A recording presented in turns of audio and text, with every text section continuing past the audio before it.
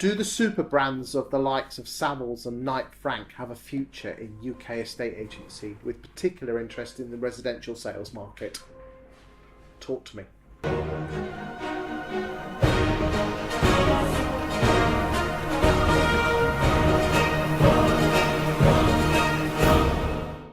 They need the broker of brokers badly.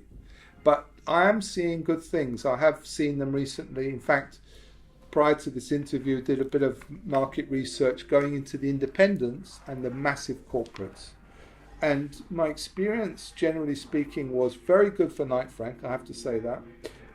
Friendly, professional, and there was a lot of emotional intelligence. So good things over there. I'm not going to point to bad things for other people because I don't think that's going to empower. I don't like that. But what I would say is a lot of the other corporates were not so friendly and sort of Are we talking about the super corporates or just the normal corporates? Normal corporates. Okay, I mean, let's be frank. Countrywide, who have an awful lot of brands in London, are going through a bit of a torrid time at the moment, and that's going to feed through. Yeah. Let's bring it back. The UK top quartile property market, the top 25%, is going through a bit of a torrid time at the moment. And what I'm noticing is that the likes of Savills and Knight Frank are encroaching into below that 25% range, into almost like the top third. Do you think by going into what could be described as the middle upper market as opposed to the upper market, they're watering down what they're about? No, you have to be very careful. You're right. It is very difficult to get that right because if you don't address what made the brand special in the first place, you are watering down and you're losing the cachet, the value, the prestige. So you have to implement other things at the same time. But what I'm hearing in the industry, boss, is that the likes of Savills, who a few years ago were able to charge 2% sales fee plus everything, are really pulling their pants down and doing 1%, including professional photography. Surely, I know they have a responsibility to bring money in to keep the business afloat, but surely that could be detrimental to their business in the long term, couldn't it? Yes, I mean everyone has to have a value, and pitching higher is better than pitching lower, based on the fact that people will value you more for that and you value yourself. So you need to keep your standards high. But on the other hand, if you talk to, say, 10 people, a lot of them will accept your fees without question and some won't. You need to be, again, more flexible to those people. You might say, well, that's unfair, but that's commercial business to some extent. You need to think about everyone if you can deal with them.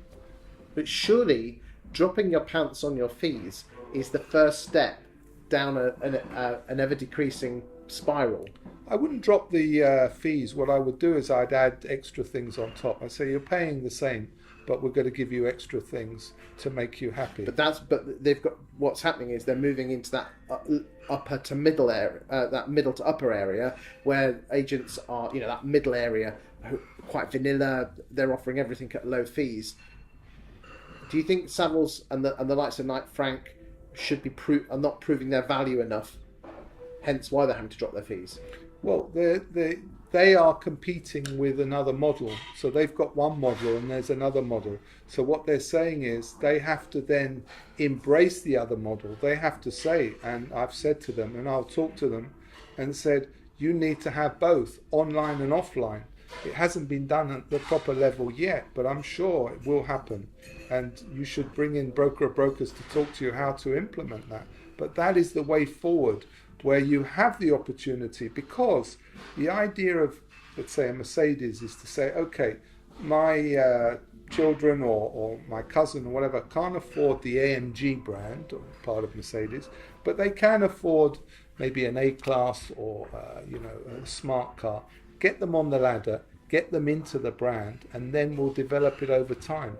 So now all of a sudden you're looking at the longer term that you mentioned earlier. So do you think estate agency brands almost need to differentiate themselves or split their service packaging down, so you've got the 2% plus everything for the ones that want that kind of service, and the lower fee, lower service model? Yeah, you can do that. I mean, we've done that before. We've seen that. I think the key is certain elements need to maintain the same thing wherever you are on the price point. You can't just say, right, well, we're bringing in a secondary service here. It has to still be a first class service, but you don't get that extra, because extra requires the time and money and investment, and that money for investment has to come from somewhere. So it's not a case of dumbing down the service, it's a case of adding extra to the premium service. Correct. Thank you.